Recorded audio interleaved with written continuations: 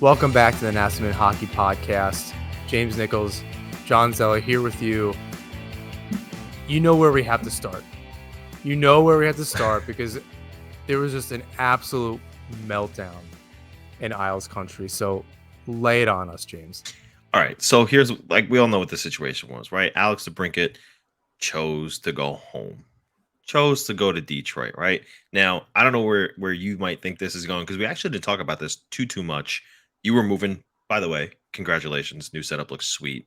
Thank you. I haven't had this stuff on my walls, and other than the flag behind me, for I don't know, maybe decades, maybe at least 10 years. Yeah.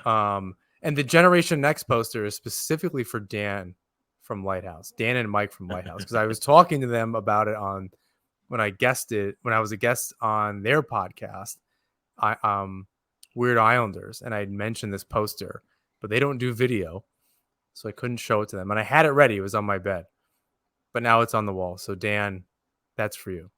Am I also seeing a dresser back there with a bunch of stickers on it? Very hardcore punk band of you. Yeah, because I'm 11, and no, so for real, that was probably there's like that and another piece of furniture that I've had probably since about that time, and this was me rebelling on what I would actually really like if it didn't have all these stickers on it, because now I'm older and I'm like, oh, it's like an antique, but I absolutely ruined it. But yes, it has a bunch of random stickers on it from pretty much everything. I still put them on. I still like, that's when if I get a sticker from somewhere, I'll stick it on there. It's got a lot of memories attached to it at this point. So it's come with me from probably 20 years, something around that range. So it's got a wide range of different stickers on it from my life. But yes, I'm very happy. I have Pretty cool. Not a bed behind me and an actual dedicated space for this and an office and things. And we were talking about it kind of off air. It's recorded, but we're not going to use it. The space and the mosquitoes and all sorts of stuff. But and you said, "Oh, of course you live there." That's exactly what it sounds like. Yeah. Baldwinsville, like I live in the woods somewhere. Yeah, I have to like light a lamp and carry it through the fog to get to your home. I would love that. I wish my driveway was longer. Like my house was further back on the property or something. But it's too good. It's funny when I tell people like from Long Island and New York City area, I was like, oh yeah, it's like a half acre, blah blah. And they're like, whoa, that's huge. And for here, that's pretty normal. There's a lot of properties, quarter acre, half an acre. Quarter is not, I think there's probably a lot of property on Long Island. It's like that. Not in Nassau County. Certainly not in Staten Island, but no. And it probably costs like triple. Yeah, it's a completely different. And I understand people don't want to live in a place like this. It's quiet. It's not New York City. I totally get it. I've just done that before and I'm over it. I want to go sit in my backyard in silence and drink my coffee in the morning. Oh, I'm such an old man. Oh my God. But we love it. I just outgrew it. Well, I learned I like to kayak and like be outside, and I was like, "Oh, okay. Yeah, I guess I can just go travel." It's a 45-minute flight to New York City. If I really was itching to go, I can do it. Although I am going this weekend, but I'm driving for a couple of days. But yeah, I don't. While my family still lives there, I have access to it. It's not like it's completely. There you go. Can't take the Long Island out of the boy. And the boy keeps going back to make sure. I need my bagels. I need to carb up for this marathon I'm never going to run and just eat bagels and pizza for 3 straight days. Sounds like you need some fettuccine Alfredo. Right. Right before the run. I think that's what you do. It's never failed anyone. Anyway, this was about Alex DeBrincat. Alex DeBrincat. We didn't get a chance to talk because you've been busy. I've been busy. But again, the Islanders lose out on a potential upgrade to the top 6 to another player who desires to go home and play for his hometown team. Now, like I was saying earlier, I don't know where you think this might be going in terms of if you think I'm going to be upset about this one, but I don't see this as the same situation as the rest. I think it was a very different situation in the sense that um restricted free agents, if they're good, have changed the way they can control their futures. And DeBrincat was in that situation. He was a restricted free agent. He told Ottawa, like, listen, I'm not going to sign here long term. So if you want to get something for me, do it now. And How do you feel they about that did. trend? I tend to like it, but what do you think? Yeah, I think it's super smart for the players when They have they're, no you know, control, right? What are they they have no supposed to do? control until they're like 27 years old. Which is So, crazy. which is, yeah, it's a little crazy. So if you're like Austin Matthews and you're scoring 40 goals in your first season, yeah, you're going to want to get paid by the time you're 20 and you're doing it 3 years in a row. He's So, 100 goals, DeBrincat, in 3 seasons or something right. like that. Yeah, I mean, So ask I your think, payday. You deserve to play where you want to play. yeah, I think a couple things here. Like, look, Lamorello was in it. He offered a legitimate offer. We know that now. It's public knowledge that he offered something legitimate. Peugeot, Wallstrom, and I'm sure it didn't end there because that was just two pieces that we knew about, right? Um, Is it in my odd that it opinion, leaked? Like that we know, and you I know, do want to point out that we guessed that pretty good. I mean, we don't know what the extra pieces are, but I think the dollars alone makes sense, right? well, Peugeot if you and look Wallstrom's at, not signed. Like it made sense yeah, to do that. if you look at what the Red Wings got, the other pieces were going to be two draft picks, a conditional first round pick, and a second round pick. Do I think the Islanders could have afforded that package sending to Detroit? Yeah, I do. Because if you add a 25-year-old 40 goal scorer into the mix, you're in pretty good shape for the next couple of years. It sucks not For drafting in sure. the first round for like 4 or 5 years in a row, but you're kicking that can down the road a little bit and you might be able to recoup some assets, not having to trade first rounders in the future because you have so many guys locked up, whatever the case is. I mean, at But some point they need to get the coffers stocked again, right, and they need a first round pick at some at at some some point, yeah, juncture. Yeah, I agree. But I think that this was a very different situation. I think that Lamorello was in it. There's nothing he could have done about the Senators saying, okay, we like Ottawa's package better. There are other options now, right? There's guys like William Nylander out there who told Toronto, like, hey, you're going to pay me like Austin Matthews or I'm going somewhere else. There are other teams who are cap strapped who need to make moves. Like, there are other options. But that exact reason, right? The cap strap situation is why the Islanders are where they are right now. And look, you can point fingers at Lou all you want, but he had to sign some of the contracts that he did. Like Anders Lee and maybe that one's not a good one. well, we talked JG about it, Pageau. even Let's Peugeot, let's where talk about 3 years JG Pageau for a ago, sec. They flat needed to cap. sign him. They needed to sign him to know they were going to be able to retain him. Was he a $5 million player? Probably not. Is he so far off from $5 million that it's egregious that he makes that? No. So they overpaid him a little bit to retain him. That was literally right before the whole world shut down. No one could have guessed COVID happening.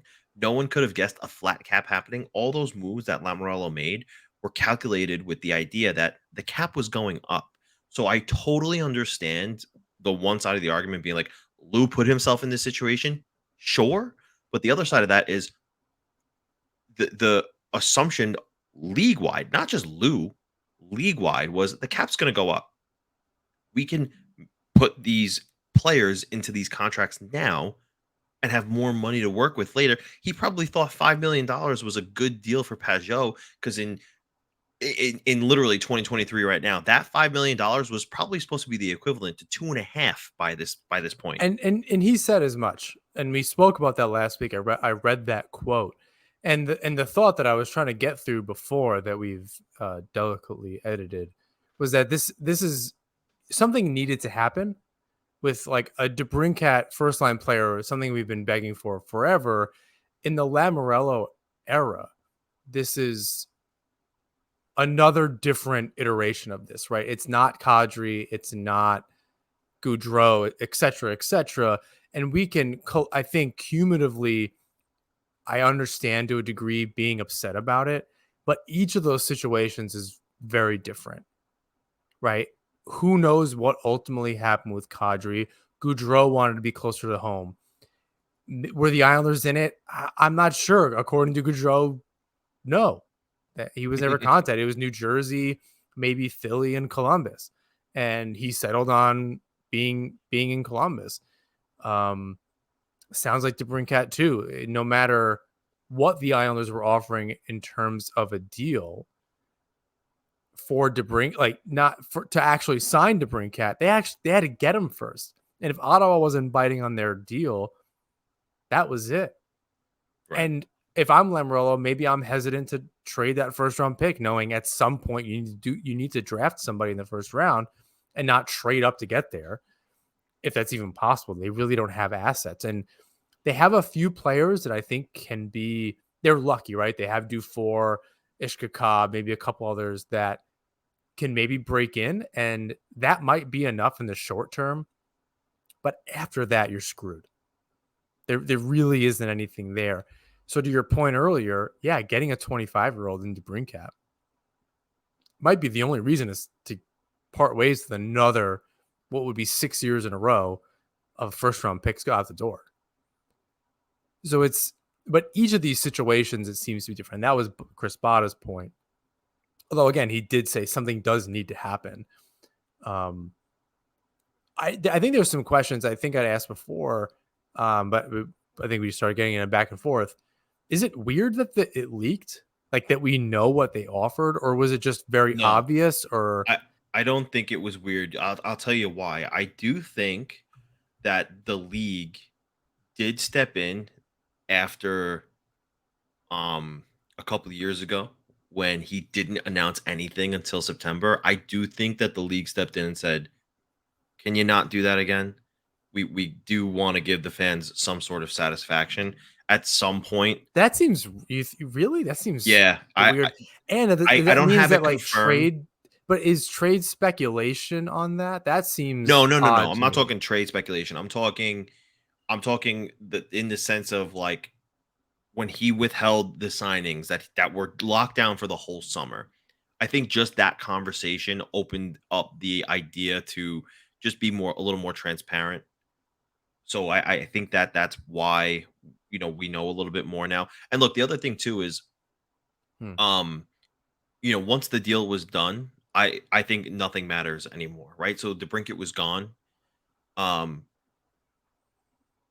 Andrew Gross made the report. He didn't necessarily have to get that from within the Islanders organization. He could know somebody within the Senators organization who's willing to talk about it.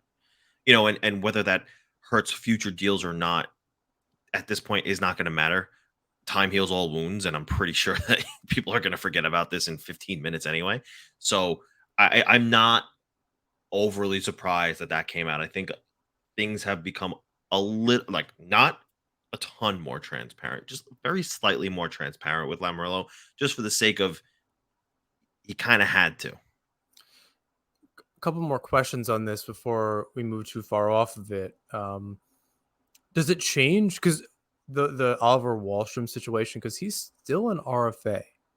So that was the immediate thought. Once I think a lot, I'm not alone in that. I think other people had said it as well, that negotiation might be weird now, that he was reportedly anyway offered in a trade for DeBrincat. If I'm Wallstrom for a second, I'm a little flattered that I'd be part of something like that, but it doesn't help after that goes away. And it's like, okay, they want to get rid of me, even if that's a little extreme, right?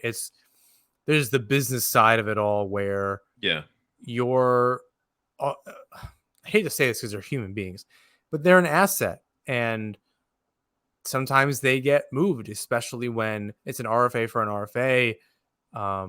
That probably makes it complicated because then Ottawa has to make sure that they can sign Wallstrom, and Lou wants to get somebody that he can re-sign. So that just makes it very complicated for sure. But what do you think about the negotiations on the other side for Wallstrom and Lamoriello? I think they'll be fine. It is what it is. Yeah, look, the thing is, like you said earlier, it's a business and everybody knows that. But at the same time, too, like, look, people in the Islanders organization who play for or under Lamoriello, they all talk about how much they respect him and they understand. So I'm sure there was a conversation like, look, X, Y, and Z might happen. It was probably all handled very well the way it was supposed to be. Right. And if you're Wallstrom now, all you're doing is saying to yourself, okay, the opportunity didn't, or that opportunity didn't present itself for me to go to Ottawa and via a trade. I need to make the best of my opportunity now. It should light a little bit of a fire under his ass. You If need it to wasn't perform. already, geez. Right. Like you need to perform. And look, I think I've said this a couple episodes ago. When way back when they did the locker room clean out.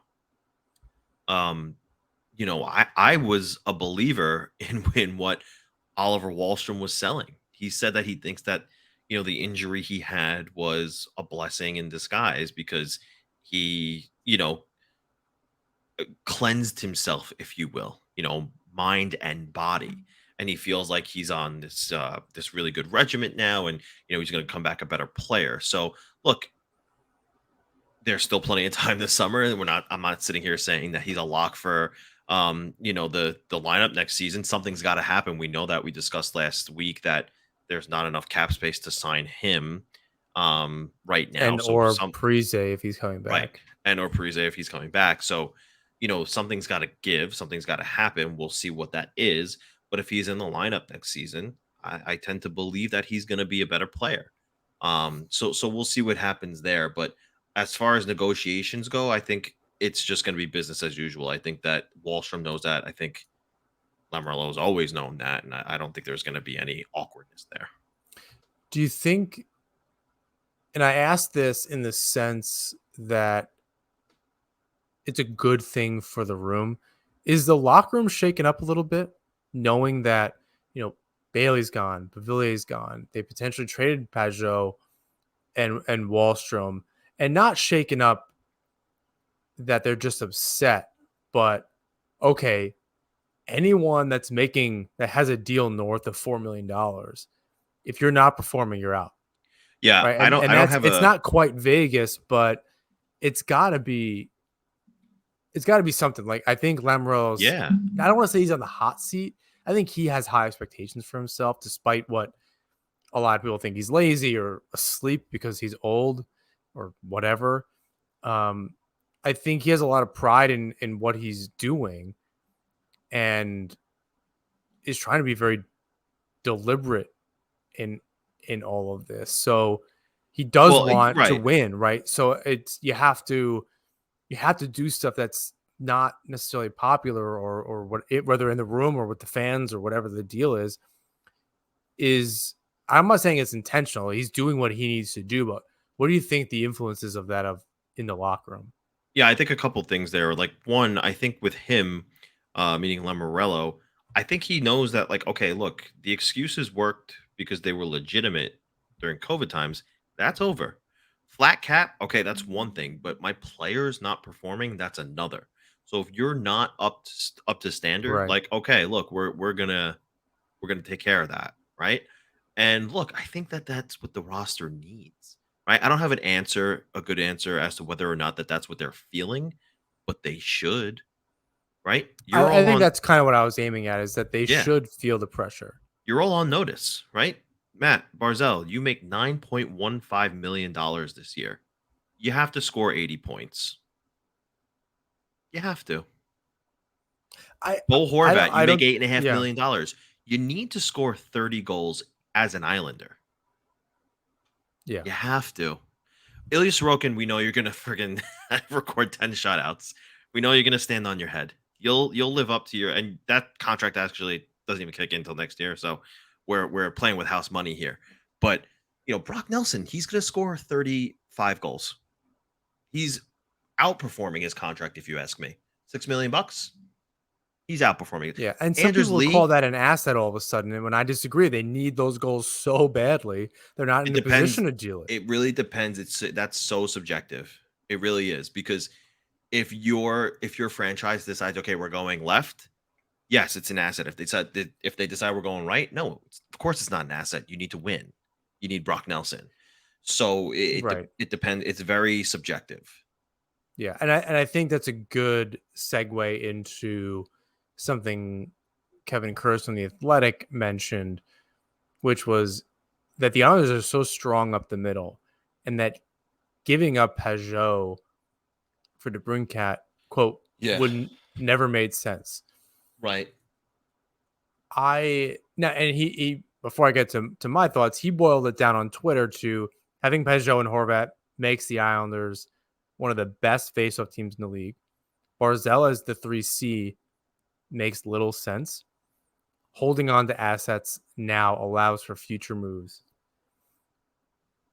I agree with that. I think the Barzal 3C thing is a very big assumption because I think you just simply move Zizekas up and find a fourth line center.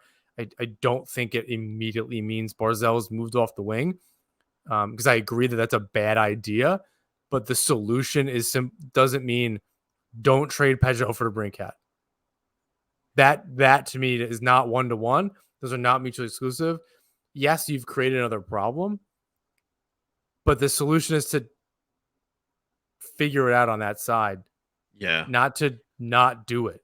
I think that seems very short-sighted to me. Right. So the thing is, if you trade for DeBrincat and you give up Pajot and you move Barzal to 3C, you're right back where you were pre-Horvat. Right. You have a first line center. You have a second line center. Point. But you don't need to do that. You simply move Zizekas up and get a fourth line center. Or you have Barzal, right? They just re-signed him.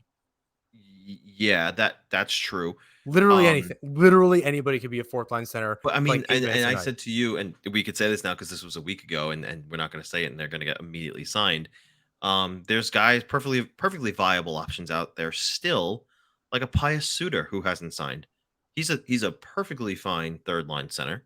You sign him to a 1 year, $2 million contract, he's going to take it. The players that signed last week that we talked about, none of them are Evan Rodriguez was one of those guys. No, I'm saying that signed the Islanders. There was 3 or 4 players that we had talked about. None of them are centers. No, none of them are centers. But even still, like, I shouldn't say none of them are centers, but I know Julien Gauthier is the only one that's on an NHL contract. The other 2 are not. So that's the other thing too. They have Julien Gauthier in the mix now, and I don't quite understand what's going on there because he's not a center. So I don't know where he fits in because they have Fashing. I'm looking at the line combinations now. Fashing's in the mix. Martin Cizikas and Clutterbuck are all assumed to be coming back. So I'm not quite sure what the Gauthier signing is about because he is a winger. Zizekas, not Zizekas. Martin and Clutterbuck are still a huge question mark for me. If I'm Clutterbuck, after all those injuries and no matter how badly I want to play, I don't know how you do it. I don't know how you put yourself through that all over again. I know it's your last year on this contract, but like your quality of life after you're done playing, every time you go out there, it's just going to get worse. You're just going to have more and more problems after you're done. If you don't already have a tough go at it on a day-to-day basis. It's tough. I'm not really sure. And none of this is a knock on Kurz. I understand the Islanders kind of sticking with what they know and they need to add without moving around too many pieces. But if you're going to add, you have to give something up. Especially, like I said earlier, if you make $4 million or more on this roster, you're at risk of either being traded during the season, frankly, and that might mean that you're actually performing well and you're more of an asset at that point and you're able to leverage it for something else. Or you're underperforming and somebody thinks that, it's 2 reclamation projects going back and forth, and that just might be what it is. You might be trading middle 6, bottom 6 players just to see a spark or something. But as I said earlier, I don't think if you have the opportunity to get to DeBrincat and you're like, well, we need our third line center, I think that's very short-sighted. I think you pull that trigger, you couldn't pull it fast enough. Yeah. I think you do that. Now, were there other cap problems, even How much did he sign for in Detroit? 8? 7.875. He still needed to find $3 million. So it's not like all your problems were solved, but that's a lot easier on that side of things because you've at least got your pieces. You can kind of make that work. And frankly, that $3 million could be Clutterbuck and Martin, but it kind of depends. Now that you have Gauthier on the roster, it's not impossible to kind of put together a very different fourth line than what we were imagining at the start of the summer with Parise, Cizikas, and Fashing, but it is what it is at this point. I saw, because people were really digging in on this DeBrincat thing and kind of, as I mentioned earlier, kind of cumulatively having misery about the lack of signings and lose ability to do that. And I saw a very funny back and forth with a few people, including Through the Island podcast, which is very good. Go check it out, about how this is, quote, unquestionably the second best on ice results era of Isles hockey ever. And this fan base is terminally miserable online. Now, I don't think that means that we can't complain about stuff, but I do see the point where they've made the playoffs 4 out of 5 years with Lamoriello. I don't think they had a snowball's chance in hell against Carolina, even though they took 2 games. They did not look good outside of 10 minutes in that series.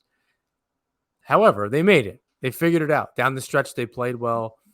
I don't know that the mantra, we just have to get in and we'll figure it out from there, still holds water at this point. They need to reprove that. It's been now you're 2 seasons removed from that. You need to kind of earn that back. At the same time, I don't know when we've seen a stretch of 4 out of 5 seasons making the playoffs. I don't even think they did it in the early 2000s more than 3 years in a row. But before that, you're talking about the early 90s and even before that. And that at that point, outside of the run in 93, which more closely resembles a team that had no business being there necessarily, like the modern conference final runs for the Islanders. By the late 80s, the Islanders were not that much in contention at that point anyway. They were making the playoffs. They were winning a round or two, but they weren't the team that they were even just a few years before that. So you're talking now 40-something years in between all of this. It might be time to just actually enjoy what's happening here. They do have a little bit to earn back, but it's not as big of a black hole as people think. Do you also see that? How do we kind of approach moving forward here?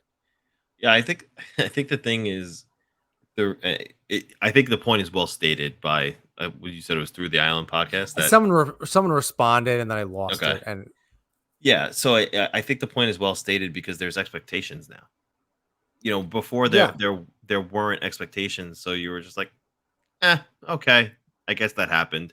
But now it's like, oh, okay, we're going for it, right? So we expect the Islanders to, improve like all the other teams do in the summer, or make that big deadline acquisition like all the other teams do who are going for it in the playoffs, right? We know we're going for it in the playoffs. We got to make ads. Everybody else is doing it. We got to do it too. Whereas sometimes Lou's a little bit more reserved and leaves in his group. So there's a thin line between being, and I love this terminology, terminally miserable online, and understanding that fan is short for fanatical. And and myself included, I don't necessarily tweet about it, but sometimes you go overboard. We've certainly gone overboard in our text thread about stuff that's going. It never made it to the show or anything. Not that we've been reserved here by any means, but I think we're both fans. We want to see the team succeed. It's very exciting. I remember both of us watching that game at Oyster Bay Brewing against the Flyers and half spilling beers, just knocking the table around and getting pissed off. It's a little bit of the reality of it, but there's a thin line. I think if your personality is being negative about the Islanders every time they don't sign somebody, which is just as much out of their control as it is in their control, Right. maybe less in their control. If you're just kind of looking for these moments, what are the kids saying? Go touch grass. Go outside. Stay I off like of that saying. the internet. If you're just annoyed, because it seems like it's a pattern, whether they're different or not is irrelevant. Again, you're a fan. It doesn't need to be. None of this is logical from our perspective, right? I completely understand that, but yeah, be upset about it. I think that's fine. But when you're just like you have the tweet drafted for a couple days before, and you're just like waiting to send it, yeah, man, go outside, get take a break this summer from all of this. If you think that it's going to be the same roster in October than it is right now, you have nothing to pay attention to. We want listeners of this show. You don't need to listen. There's nothing we're going to discuss this summer, apparently, right? If that's your mindset, that is, you're going to be surprised if you see the roster in October. There's nothing to listen to. None of it's happening. It's irrelevant, and that may be true. But again, we're on the fanatical side of things, not the logical side. So I think there's a thin line. I understand that, but I also understand being a fan. Look at dopey stuff I've had that I've kept for way too long, including and then I'm out in public at a thrift store and I see where I'm pointing expertly like a meteorologist. I find this 90s version of this goalie helmet thing, and it's got all the team's logos and it had the Fisherman logo on it. So of course I had to grab it. So that's like, Of course. none of this is logical. It was like $4. So super win for me. But yeah, it's crazy. It makes us do stuff like that where we hang on to stuff forever. And unironically wear a Fisherman jersey or whatever the case is, because we love it. But yeah, I guess That toe that fun line. you pointed to the poster, and for some reason that triggered in my memory. Are you playing Puckdoku, by the way? Here and there. Okay, so I have So I have a good. bone. No, Love no, it. I have a bone to pick with you about this because I wanted to play, but because I interact with you on Twitter, your answers would come up, so I couldn't play. And now it's changed. I think you tweet it differently now, Oh yeah, where yeah. the I answers did don't it come up. once. One Absolutely, time. there are literal receipts Maybe of. twice. I think it was more than that. I'm not saying it was like 20. Mm. It could have been 20 times, but it was for a few days in a row. I was like, oh, that's interesting. But I saw your answers. I couldn't play. Pick Uh, different ones. it is very hard though. Oh, dude. So I've been on a tear. I've been on a tear. I did lose. I don't think I tweeted mine today. I did lose one though. I was very upset about it because I remembered a player who was on both teams but didn't play for one, Well, even though he no one's was gonna in. know. Say who it is now. I think it was for. Now I have to remember what the grid was. If we were more fun, we would just do it live on the show. I don't know that would be very interesting. Puck Doku. So today, I believe it was for. Oh my god, this is a hard one. Yeah, so it was the Canadians and the Wild. And I was gonna go with Andrew Hammond, which would have worked if he played a single game for the Wild, but he didn't. He was in the organization for 3 years, didn't play a single game for them, and it flipped me out that I lost out on that one. So I was very I upset. I've only had. I'm not even this full beer. I can't think of any of these. I can think Vezina of Trophy quite a winner. few. Bobrovsky. Hey, I forgot Bobrovsky was on the Flyers, so that's a good one. wait, Martin Vezina Trophy. Didn't he win a? Didn't he win a Vezina? Bobrovsky? Yeah, he did. I'm saying I forgot he was on the Flyers. That's who you're doing it for, right? Yeah, it says incorrect. Maybe he didn't win a Vezina then. Yikes. Sergei Bobrovsky. Didn't he with like? Am I thinking of somebody else? I thought he did with Columbus or something crazy. This is why we're not doing it live on the show. Here we go. I could have swore he did. Oh yeah, he did win a Vezina with Columbus. You're right. The game is wrong. The game is Wow. incorrect. I don't even need to finish this because I outsmarted the game. Wow, that is very strange. Bobrovsky, and he played 2 seasons in Philly. So yes, you outsmarted the game on your first attempt. Wait, John. Market. Oh wait, different. There was 2 Folignos that played for Minnesota, right?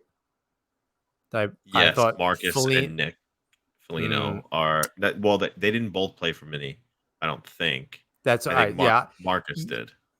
Yeah, that's Boston and Minnesota. I was confusing them. Yeah, I don't think I got that far with that quadrant, but I got a good one. I got a good one for Boston and Nashville. What's the Boston and Nashville one? Craig Smith. Okay, you know what? I've not playing the NHL games, and before that, hockey cards, but mostly the video games. I don't know anywhere until the season's happening and I'm paying attention and reading a bunch of stuff. My brain just shuts off at the end of the season. And I have no idea where any of these players are. So the square for Canadians and Predators should be pretty obvious because there are 2 big answers you could choose. They were traded for each other. This Kostitsins. No. Didn't they? Andre or Sergei Kostitsin. Yep. Andre Kostitsin. That's what I got. Oh, wow. I was thinking of you use that for that quadrant. Okay, PK Subban and Shea Weber. Fart. Yeah. This is actually really hard. This is a hard one. I mean, Vezina for Boston and Vezina for Montreal are very easy. The last 2 goaltenders for Boston, before Ullmark and Swayman, are options. Actually, Ullmark is also an option now. So the last 3 goaltenders for Boston. And then...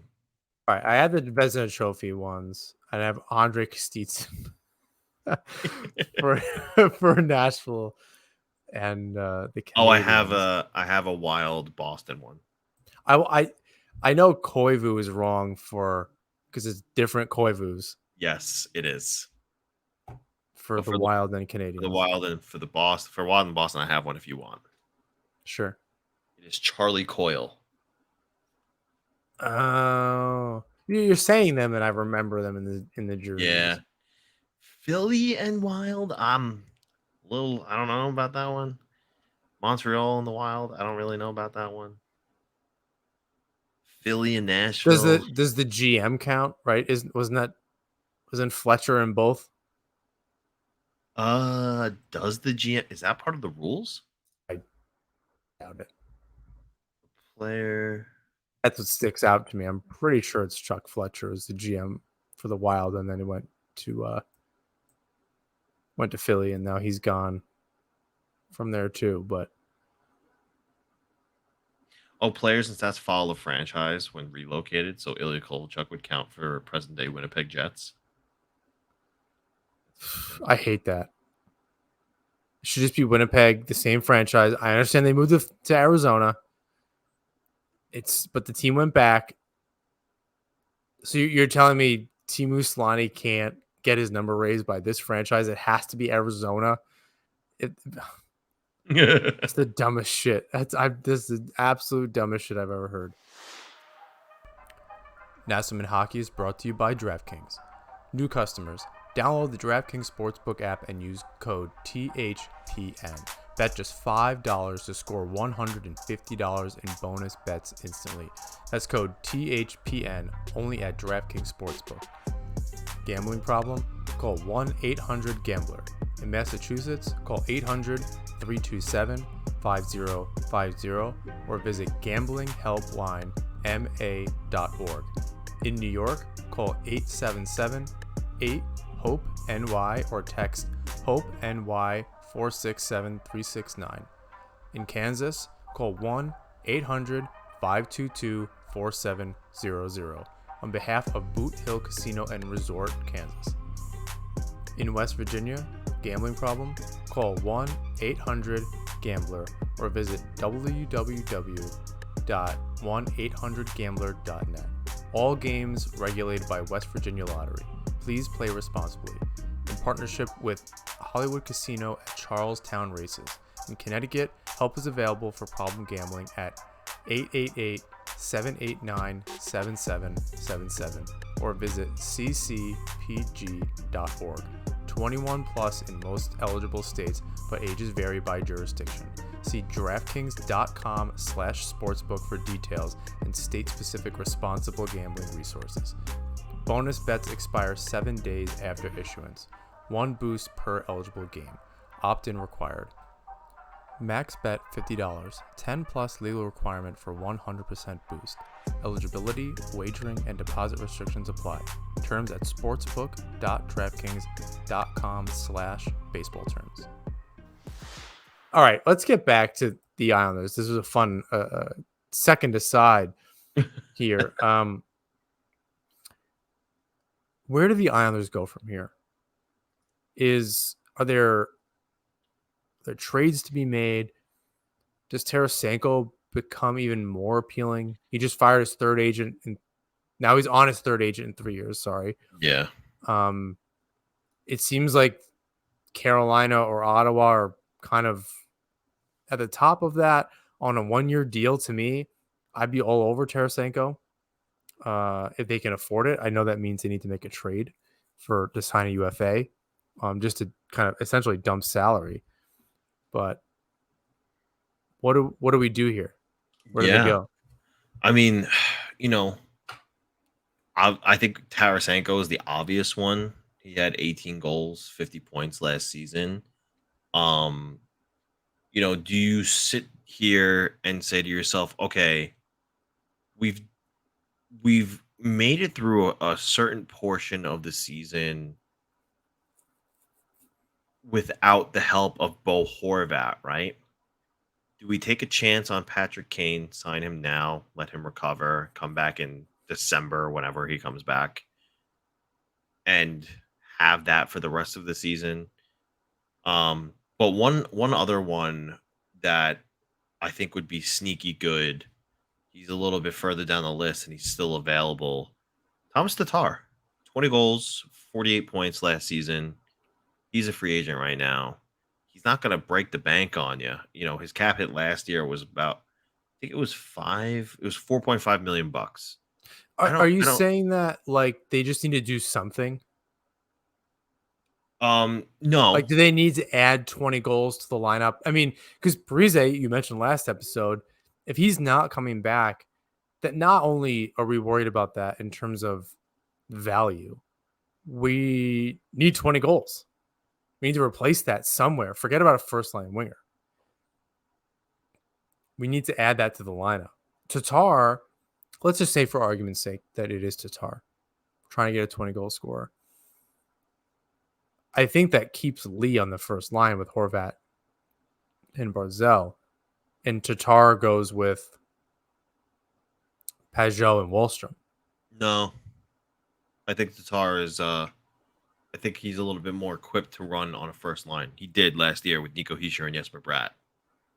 I mean, I don't disagree. I wonder, that line did work okay on that first line did work okay for that short period of time. You talking about Lee, Horvat, Barzal? So I wonder if they don't at least try that first. Again, we're speculating here that the Islanders are even interested in Tatar, or that they could even do it. I think if you're gonna, we're adding Wallstrom to the mix here, you still have to sign the guy, right? And even that requires you to find some room. So I think for the first time, do we know what Lemmerl is going to do? No. Do we know what they need to do? I think Pantorno made a really good point. There seems to be an argument about the Islanders need a first-line winger, the Islanders need a puck-moving defenseman. two things can be true. One of our favorite sayings on the show. True. And there's no question it's harder to do both. But I think Luz is going to take his shot wherever he can. But Yeah. it does mean, really, for the first time, that something actually does need to happen no matter what. Right. So I think for the doom, to go back to what we were saying earlier, the quote doom and gloom folks that are just kind of like miserable forever, I think they're going to be surprised. Something needs to happen. They need to move. They need to move a Peugeot. Like I don't think this is the end of trying to move Peugeot. The problem is there's gridlock throughout the NHL. There just isn't money in the upcoming season to do this. There's just nowhere to move them. Who can take $5 million that has something that you're going to get back, right? That you're not just signing a UFA when those don't really exist right now. So yeah, I guess you could do it, but it's just going to take work. Yeah, no, I agree. And the thing is too, you're right. Like, do they need to add 20 goals right now? Like, or do they kind of have those guys already? You might be right. They might have those guys already, and maybe adding through via UFA isn't the answer, and that's probably why. Look, I know we heard it before last summer, and quote unquote hockey trades, but that's probably why we heard it again from Lamoriello in recent history. So, Well, that's I why think, my point is something needs to give this year. Like there's no, yeah, if you're going to sign Wallstrom and you sign Gauthier, someone's moving. What other contracts can you even trade? That's what even, we were speculating for a long time about Martin and Clutterbuck. There's $3 million. That at least gets you Wallstrom back on some kind of short-term bridge, right? That's just that. yeah, Then you're down a couple players. I guess you have Gauthier there um, to play on your fourth line. I don't think that's a bad fourth line at all. Gauthier, Cizikas, and Fashing. But then I guess you're doing some internal work for that third line with Peugeot and Wallstrom. If Lee's going to be on your first line, who can you bring up that fits under the cap? I'm sure there's somebody, right? But then you have to figure that out, and you've really not done a whole lot. You've yeah. just kind of made space. You're not really adding. You had to get rid of money just to sign Wallstrom, which is probably why, and smartly, Lamoriello was trying to trade him because there were just not a lot of options to keep him around. If you're keeping Wallstrom, you're dedicated. You're like, okay, we're in on this dude. He's got to score some goals. He's going to be our pick. He's our UFA. Yeah. I don't like that because he's not proven he can do it at all. We had high hopes, high expectations, has not come anywhere close to it. He's shown he has a heck of a shot. That's about it. I'm not saying dump him for that reason, He's still very young. but he's still very young and he's green. He seems to be, as you said earlier, he's coming into the season with a new mindset. He feels refreshed, and that's great. We want that. But we really need to see it. Is Lamoriello willing to bet on that? Walsham would bet on himself. I wouldn't be surprised if he did a really short deal that wasn't for that much money just to get a shot. Yeah, typically guys of his age do.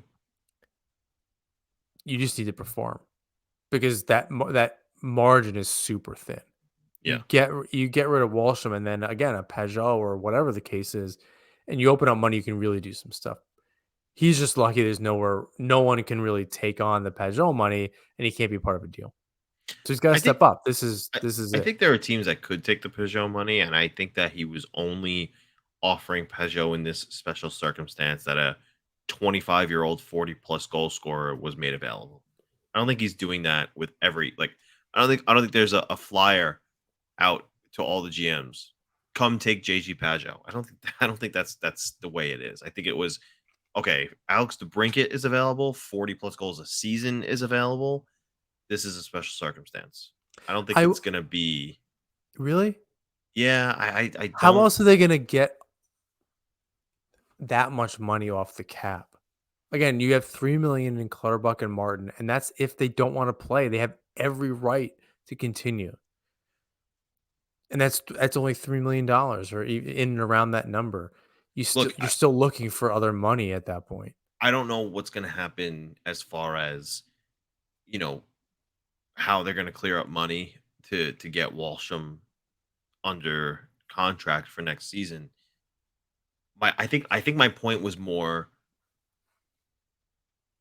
Lamorello's only trying to make that type of deal, right? So if Pajot is the one that he's shopping, it's for another player who can score in a package with Wallstrom, who can score that the way that DeBrincat does, or close to that, right? Like it's not going to just be a cap dump. We're not cap dumping No, JJ no, Pajot, I don't think that's it, and that's completely fair. I guess I just don't know what else you do. right? And we can beat that into the ground. I think we've been Well, doing that for a few weeks. the other part of me wonders if this is purely speculative, and I have nothing, any basis for this. Is the reason Gauthier is in because Clutterbuck is gonna retire? I mean, that's It, I think all of that makes sense is, one of Clutterbuck and Martin are not returning. right. And So you I have that's the Fashing, you have Gautier. Like, can you make that work? But that's only saving you a little bit. That's probably just enough to sign Wallstrom. And maybe they know that. yeah. Maybe they already know that. And then, but that means you still need to get money out the books to do anything significant if you're going to make a trade. And it could just mean Peugeot's part of the deal because he's good in the faceoff dot. He's a penalty killer. And the Islanders at some point need to get rid of that much money if they're going to bring something back. The problem is any team that can afford Peugeot probably doesn't have the asset or they don't have the asset, or they're not willing to give up the asset in return that the Islanders want. That's where I think things are stuck. So it's not a cap dump, but it may just be for assets, picks, and so forth. And it's certainly not going to be the return of what they gave up for Peugeot to begin with. But just to get the 5 million off, I think that's something that they need to do if they're considering actually bringing people in. And I think this is well, you wanted to bring something up, and then I think it's a decent segue into our Twitter questions here. So you want to talk about Brent Thompson uh, Yeah. really quick? Yeah, so Brent Thompson was hired in Anaheim as a assistant to Greg Cronin, who is the new head coach behind the Anaheim bench. Oh, Um, not the regional manager. Okay, I just want to not. yeah, right. He's the assistant to Greg Cronin. Um, I do wonder what the trickle effect down, in Bridgeport is going to be now, because you've seen some legitimate head coaches come through AHL and make their way to the NHL. Like we just mentioned in Cronin, who is the head coach of Anaheim. I forget the name of the coach in Detroit who was with Tampa Bay for a while. He was the head coach in Syracuse, and now he's got a head coaching gig in Detroit. Um, there's just been Spencer Carberry is one of those guys with Washington now. Like, there's been a real influx of new faces, younger guys who coach their way up through the AHL because they were able to develop players. Now, the one thing I will say is that Thompson developed defensemen. Like, you can't argue that defensemen were not created in Bridgeport. All of Pellick, Pullock, Mayfield came from Bridgeport. Devin Tays, when he was with the Islanders, came from Bridgeport. Like, all those guys were homegrown development.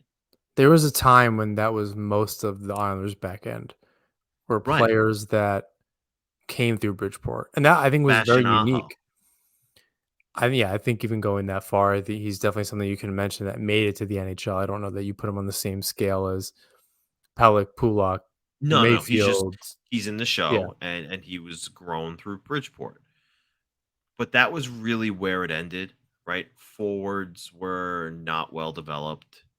Goaltenders, the Islanders just got really lucky that Ilya Sorokin was who he is. and then they acquired Semyon Varlamov. So they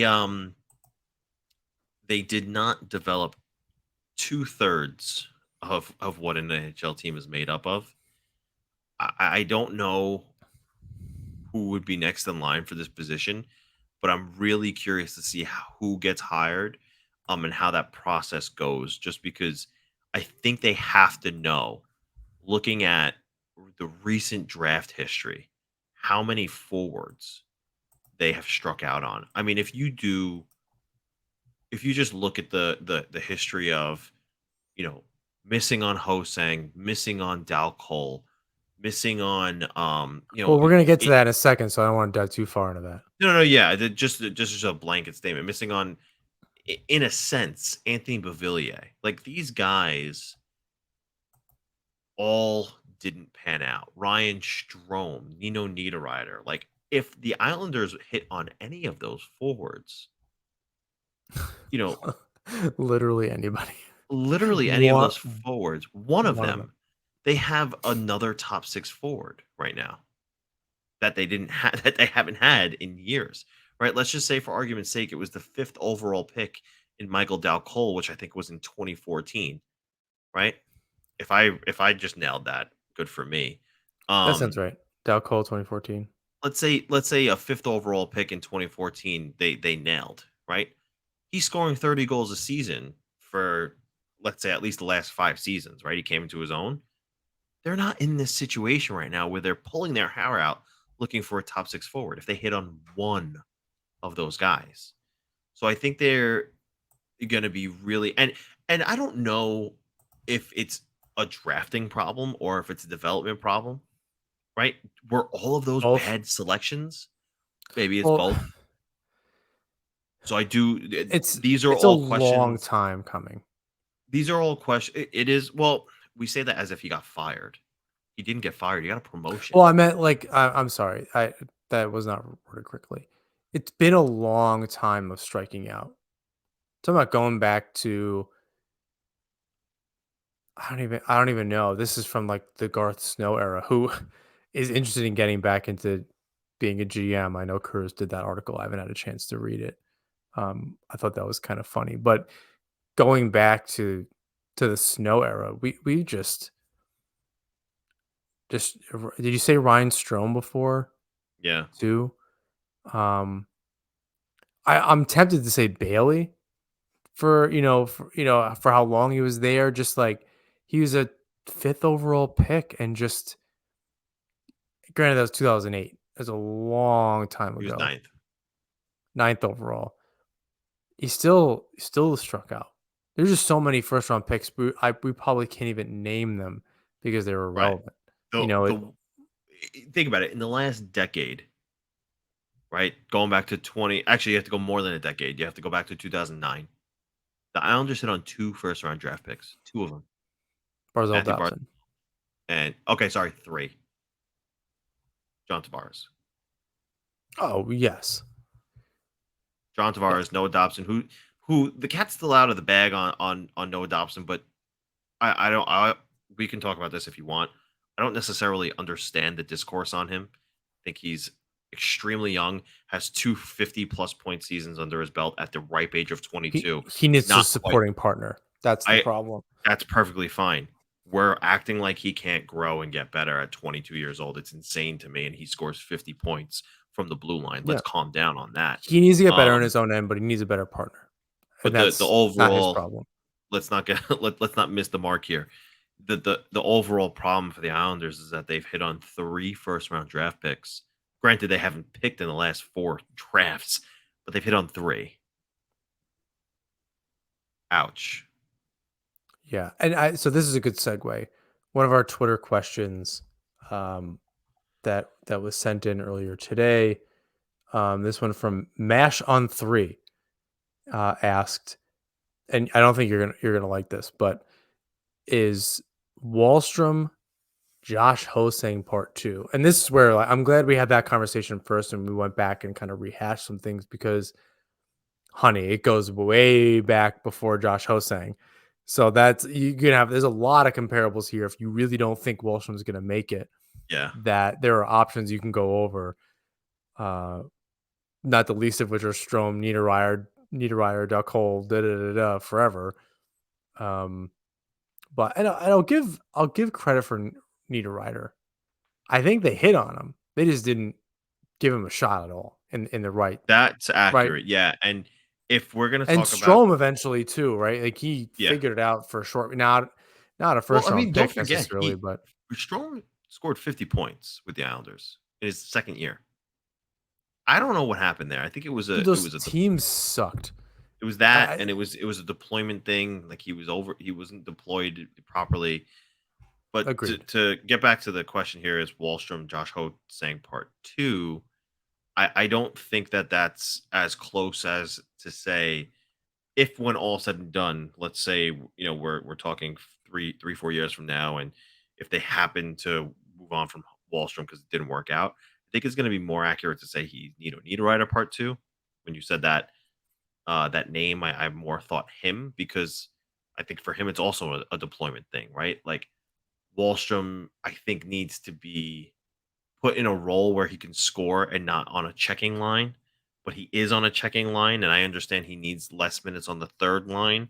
But his role is to be a scorer and not a checker. And he is kind of changing his game to be, this gritty, like in your face, like I'll throw the big hit and laugh at PK Subban when he gets upset at me kind of player, which is great. But he's at the end of the day a goal scorer, and I don't think he's being utilized to score goals as well as he can be. What's been my argument for Wallstrom's deployment to you in favor of him being on the third line? What's been my argument? And this last year or two have been helping my argument the entire time. What You was talking my about argument? you talking about scratching a guy one game and putting him on the first line the next? No, it's he's what this last season we saw, even I think maybe the last two seasons, we saw these young players playing with Barzell that Right, could not keep up. They couldn't think the game right. on even a Horvat level, right? You're asking a lot of a very young player Mhm. at that point. That also means they're being deployed in offensive zone draws against the other team's top defensive lines. Right, They're just simply not going to be successful at first. And I think right. that's so I my argument to you is he's fine in a middle six role on a third-ish line, a good third line as the shooter on that line, right? Yeah, Peugeot, I think that's fair. let's call it Lee Peugeot Wallstrom. This dude just shoot every single Yeah, puck. I like that. Right? And Yep. you're against different defenders and forwards against you. He's never gonna find his game playing against the league's top defenders. It just simply and how are you gonna find a rhythm playing with just players that look, if you're in the NHL, you're really good, but there's a different level being on a first line on a good team. You're not gonna find success that way. And I think that's a problem. So it's a different deployment problem than what it was previously, where maybe those players had the skill. Wallstrom also still has to learn positioning. He's not been great with that, especially in the defensive zone. He has his instinct is to shoot, and he's got a hell of a shot. Yeah. He's got a little bit of the Pulox in so much as that it's missing the net or it's right in the crest. He's not scoring the goals. He's got to find a way to put it behind the goalie. That's obvious, right? We almost don't need to say that, but that you'd think every NHLer would, be able to hit the net a little bit more, but um, trying to find an opening. The margins are really slim there, so it's tough. He's got some work to do, and I don't think being on a third line is terrible. The other question before our quiz, because you had Puck Doku, and I have another quiz for you. Oh, I'm hoping I can pull this up really quick, and I didn't lose it because I kept it on purpose. But in the meantime, I found it. We're saved. Um, our friend John Filippelli said, if this is the team that starts the season, in other words, what we have now, considering Let's put a huge asterisk next to Parise and assume Wallstrom's coming back. Would you be upset with the roster if this is what came back in October? I'm sorry, say that one more time. If this is the roster that we start the season with, would you be upset? Um, I edited in fluff about we need some context with does Parise come back? Who knows? Assume Wallstrom's coming back, okay. etc. Yeah, I hear that. Okay. Um, I think it's better than the roster they started with last year. I So think Horvat alone does that. I think Horvat does that. I think Engvall does that. Um, That's a good I think point. Engvall is now going to get a full season. He's got yeah, 7 full seasons, but at least there's something. yeah, and I think that those are two pieces that make a big difference. So And it was without Bailey. It's without Bavillier, which is crazy to think about. yeah, it is pretty crazy to think about. But and again, you hope that Wallstrom takes that step forward. Look, if Wallstrom takes a step forward, you get a full year of Bo Horvat getting comfortable and playing with Barzell, and you get Pierre Engvall continuing, hopefully, to do what he was doing with Nelson and Palmieri. Look, you might not love it on paper, but I think this team is better than they were going into this season than they were last season. I think that's safe. Um, and I think the Engvall point is well made. There has been some turnover on this roster, even if it doesn't seem like it. So it's not exactly the same. Right. It's like you look at Some of number the 18 and you expect Beauvillier, but it's Engvall. well, I think you've seen the roster since around the trade deadline, and it doesn't seem new, but it is different, Right. right? I think it's evolved, even though if a lot of that evolution happened earlier this year than the UFA period or after July 1st or so on. So that's interesting. I'm not sure about it. Um, I want to see what happens. It's on paper. It really depends. I don't know what the rest of it's going to shake out as. I don't know who's actually coming back at this point.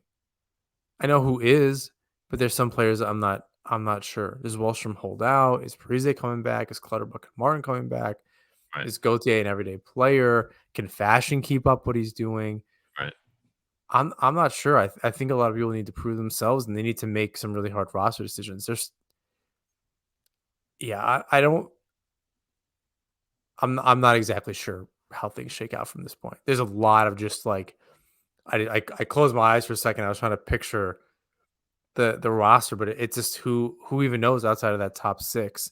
And right now we have to assume Lee's in that top six, and that kind of leaves a spot open if Breeze doesn't come back for the third line, and then it's just a lot of there's 3 asterisks in the bottom six, and they sign Gauthier, Yep. and they have Johnston. Like what do we have to go on? That to me doesn't sound like they move forward. I mean, they moved forward. I don't think they got better. The top six maybe looks better, but as a whole, the roster, I'm not entirely sure. I can't confidently say that it's just like this is a better team right now. I Yeah. would, but we could definitely address this question closer when we have a little bit better of an idea. It's a Who good knows when idea. that'll be, but we'll probably address that question. Okay, so I want to do a quiz with you. I think you'll get it. I think some of them are going to be hard, um, but I think you'll get some of them. So I wanted to ask you: can you Okay. name starting in the 1950s? Can you I name already the lost. Can you think about the question for a second.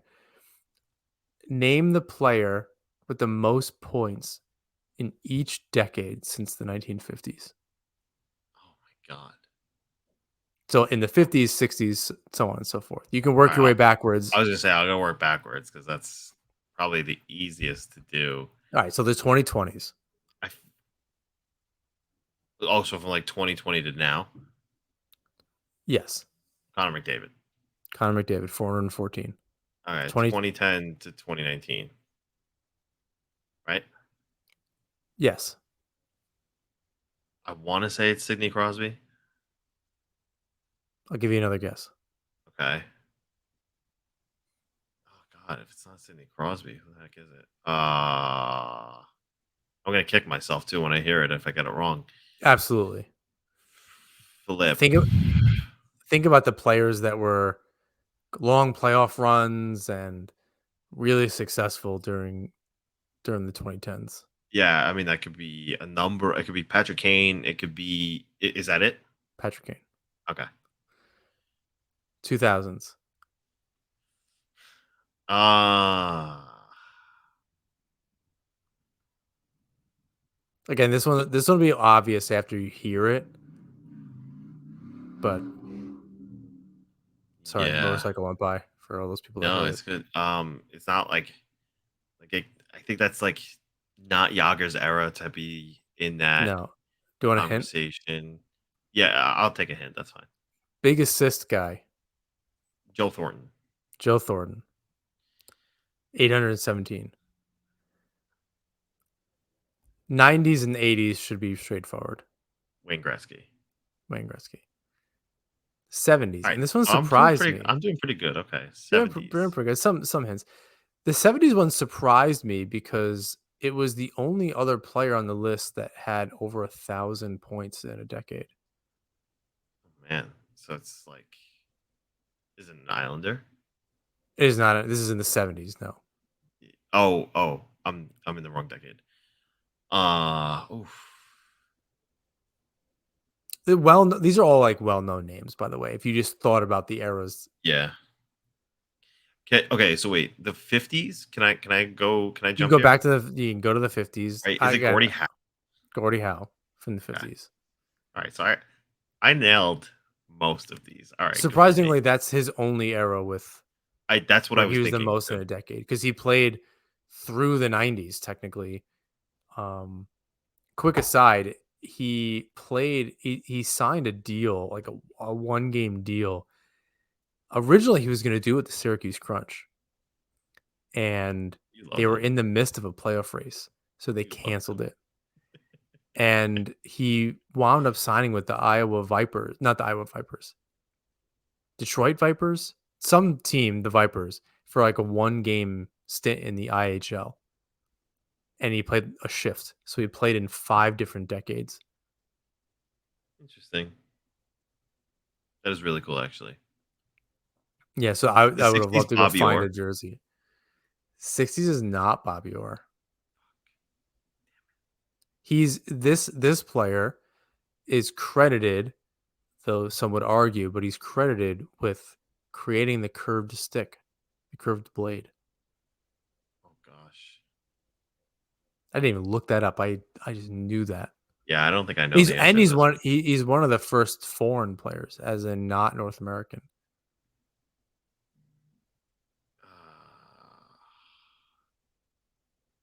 I don't think I'm gonna get this one. His name is the namesake of the donut shop in Wayne's World. Tim Horton? Oh, in Wayne's No, World. What? Damn, I don't remember. all right, Stan Mikita. I hate myself. Right, right. Damn it. All right, so you're down to just the 70s. Again, this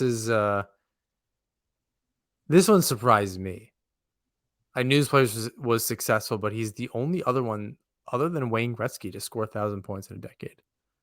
And he had 1,100 So like, on the nose. He had a brother that was a goaltender for the Rangers. brother, that was a goaltender for the Rangers. Unless I'm sadly mistaken, I just gave you a terrible clue here. I almost wanted to say Doug Gilmore, but I think that's later. A bit later. Yeah. Um, a brother who's a goaltender for the Rangers. I don't know. I don't think I have this one. 'Cause Phil that Esposito. again, I hate myself because I know that.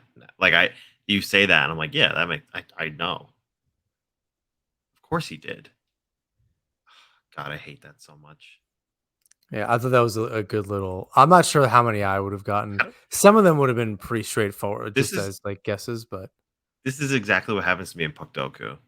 Like I think myself into a pretzel, and then I'm like, holy shit, the answer was so obvious. Fucking hate myself. Yeah, that sounds about right. That was fun. Let's do more of those to end the show. All right, I'll think of some more quizzes. Some Nice. If different not, we could things. just refer to Puck Doku. We can, yeah, we'll just wait. It's in this so good summer episodes, right? Just like, this is 30 Yeah. minutes of us just being really bad at this game. Mainly me. I think when you're like to your point, when you're put on the spot, you're just terrible. When you Yeah, can well, recall, that's I can recall just ridiculous stuff, and all of a sudden I'm like, I don't remember the name Eric Fisho for some reason, and just gonna eat away at me forever. I'm surprised Um, none of those answers were Bobby Orr.